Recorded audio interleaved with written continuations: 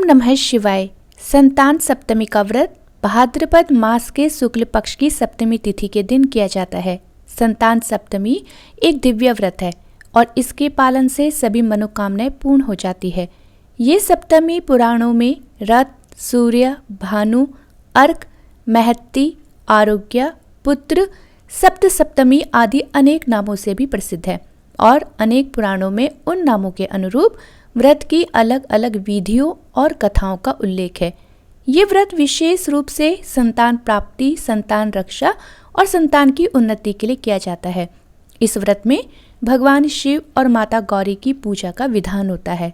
संतान सप्तमी का व्रत माताओं के द्वारा अपनी संतान के लिए किया जाता है और इस व्रत में दोपहर तक पूजा की जाती है। इस दिन जाम्बवंती के साथ श्याम सुंदर और उनके पुत्र सांब की पूजा भी की जाती है।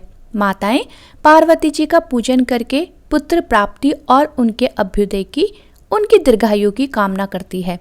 इस व्रत को करने वाली माताओं और बहनों को प्रातःकाल में स्नान और नित्य कर्म आदि से निवृत्त होकर स्वच्छ वस्त्र धारण करने चाहिए और सप्तमी व्रत का संकल्प लेना चाहिए। इसके बाद भगवान शिव और माता गौरी की पूजा अर्चना करनी चाहिए। इस व्रत को निराहार रखकर दोपहर को चौक पूरकर चंदन, अक्षत, धूप, दीप, नैवेद्य, सुपारी और नारियल इत्यादि से फिर भगवान शिव और माता पार्वती की एक बार फिर से पूजा करनी चाहिए। सप्तमी तिथि के व्रत में नैवेद्य के रूप में खीर, पूरी और गुड़ के पुए आदि बनाए जाते हैं। एक कलावे में 7 गांठ बांधकर संतान की रक्षा की कामना करते हुए यह कलावा भगवान भोलेनाथ को अर्पित किया जाता है और बाद में इस कलावे को स्वयं धारण करके व्रत की कथा सुनी जाती है। तो आइए अब सुनते हैं संतान सप्तमी की व्रत कथा। एक बार महाराज युधिष्ठिर ने भगवान श्री कृष्ण से पूछा, हे प्रभु, कोई ऐसा उत्तम व्रत बतलाइए जिसके प्रभाव से मनुष्यों के अनेकों सांसारिक कलेश दुख दूर होकर वे पुत्र और पौत्रवान हो जाएं। ये सुनकर भगवान श्री कृष्ण बोले, हे राजन, तुमने बड़ा ही उत्तम प्रश्न किया है। मैं तुमको एक पौराणिक इतिहास सुनाता हूँ, ध्यान पूर्वक सुनो। एक बार लोमश ऋषि वज्रराज की मथुरापुरी में वसुदेव जी के घर गए। ऋषि राज को आया देखकर वसुदेव और देवकी दोनों ही अत्यंत प्रसन्न हुए और उनको उत्तम आसन पर बैठाकर उनका अनेक प्रकार से वंदन और सत्कार किया। फिर मुनि के चरणोदक से अपने घर और शरीर को पवित्र किया। वे प्रसन्न होकर उनको कथा सुनाने लगे। कथा को कहते हुए लोमश ऋषि ने कहा कि हे देवकी, दुष्ट दुराचारी पापी कंस ने तुम्हारे कई पुत्र मार डाले हैं, जिसके कारण तुम्हारा मन अत्यंत दुखी है। इसी प्रकार राजा नहुष की पत्नी चंद्रमुखी भी दुखी रहा करती थी, किंतु उसने संतान सप्तमी का व्रत विधि विधान सहित किया, जिसके प्रताप से उनको संतान का सुख मिला। ये सुनकर देवकी जी ने हाथ जोड़कर मुनि से कहा कि हे ऋषिराज, कृपया करके रानी चंद्रमुखी का संपूर्ण वृत्तांत और इस व्रत को विस्तार सहित मुझे बताइए, जिससे मैं भी इस दुख से मुक्ति पा सकूं। तब लोमश ऋषि ने कहा, हे देवकी, अयोध्या के राजा नहुष थे। उनकी पत्नी चंद्रमुखी अपने नाम के अनुरूप ही अत्यंत सुंदर थी। उनके नगर में विष्णुगुप्त नाम का एक ब्राह्मण रहता था, जिसकी पत्नी का नाम भद्रमुखी था। वह भी अत्यंत रूपवती और सुंदरी थी। रानी और ब्राह्मणी में अत्यंत प्रेम और मित्रता थी। एक दिन वे दोनों सरयू नदी में स्नान करने के लिए गई। वहां उन्होंने देखा कि अन्य बहुत सी स्त्रियां सरयू नदी में स्नान करके निर्मल वस्त्र पहनकर एक मंडप में शंकर जी और पार्वती जी की मूर्ति स्थापित करके पूजा कर रही थी। रानी और ब्राह्मणी ने ये देखकर उन स्त्रियों से पूछा कि बहनों, तुम ये किस देवता का और किस कारण से पूजन व्रत आदि कर रही हो? ये सुनकर स्त्रियां कहने लगी कि हम संतान सप्तमी का व्रत कर रही हैं और हमने भगवान शिव और पार्वती जी का पूजन चंदन, अक्षत आदि से षोडशोपचार विधि से किया है।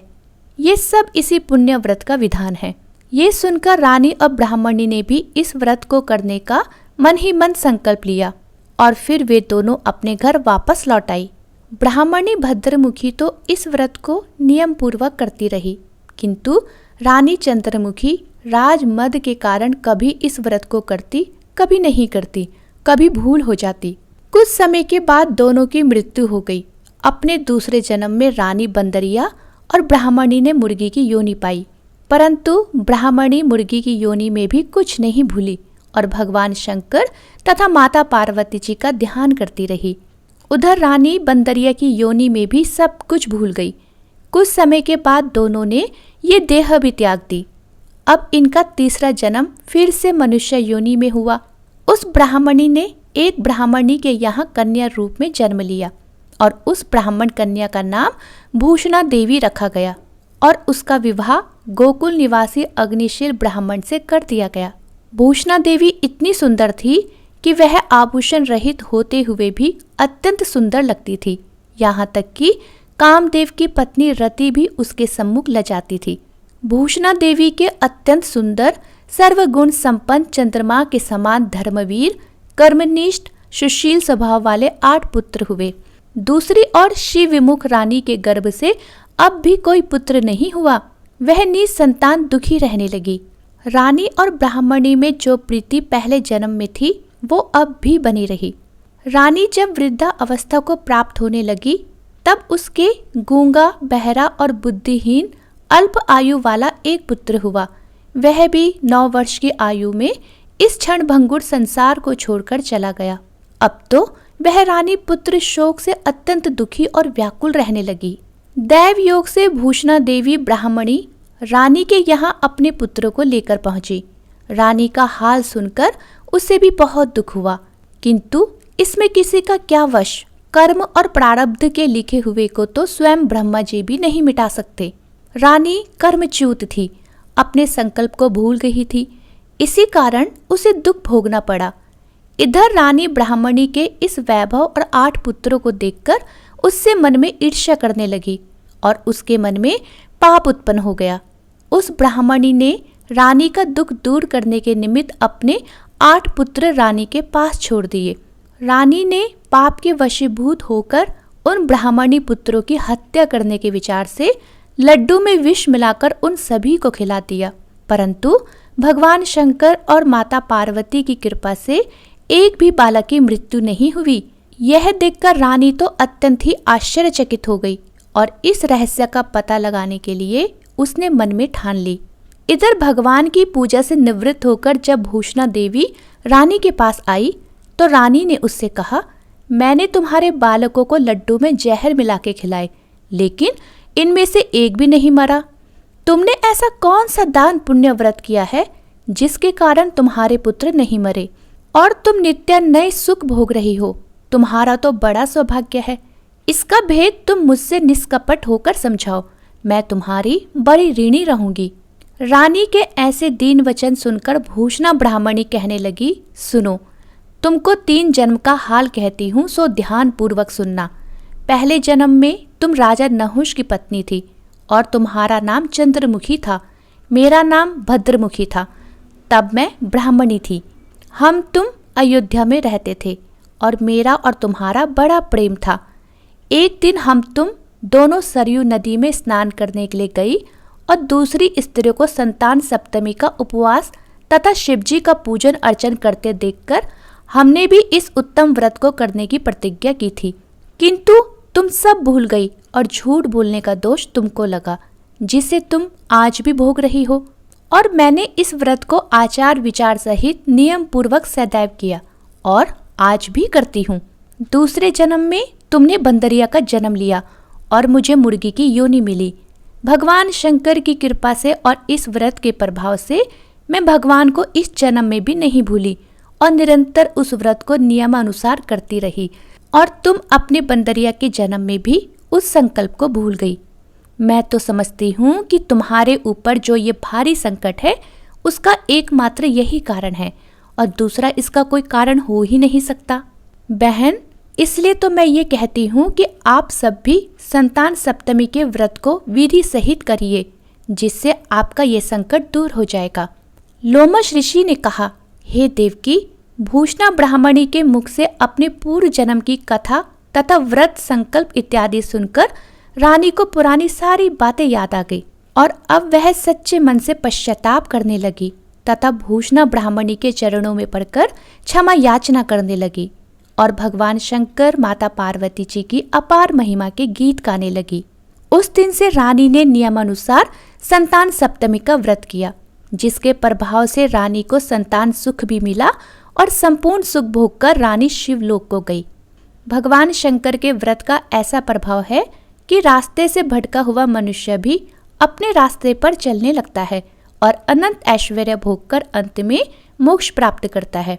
लोमश ऋषि ने आगे कहा, हे देवकी, इसलिए मैं तुमसे भी कहता हूँ कि तुम भी इस व्रत को करने का संकल्प अपने मन में करो तो तुमको भी संतान सुख मिलेगा। इतनी कथा सुनकर देवकी जी हाथ जोड़कर लोमश ऋषि से पूछने लगी, हे ऋषिराज, मैं इस पुण्यदायी उपवास को अवश्य करूंगी, किंतु आप इस कल्याणकारी और संतान सुख देने वाले उपवास का विधान, नियम आदि विस्तार से समझाइए। ये सुनकर ऋषि बोले, हे देवकी, ये पुनीत उपवास भाद्रपद के महीने में शुक्ल पक्ष की सप्तमी के दिन किया जाता है। उस दिन ब्रह्म मुहूर्त में उठकर किसी नदी अथवा कुएं के पवित्र जल में स्नान करके साफ स्वच्छ वस्त्र पहनने चाहिए। श्री भगवान शंकर तथा जगदम्बा पार्वती जी की मूर्ति की स्थापना करें। इन प्रतिमाओं के सम्मुख सोने चांदी के तारों का अथवा रेशम का एक गंडा बनाएं। उस गंडे में 7 गांठें लगानी चाहिए। इस गंडे को धूप दीप अष्टगंध से पूजा करके अपने हाथ में बांधे और भगवान शंकर से अपनी कामना सफल होने की प्रार्थना करें।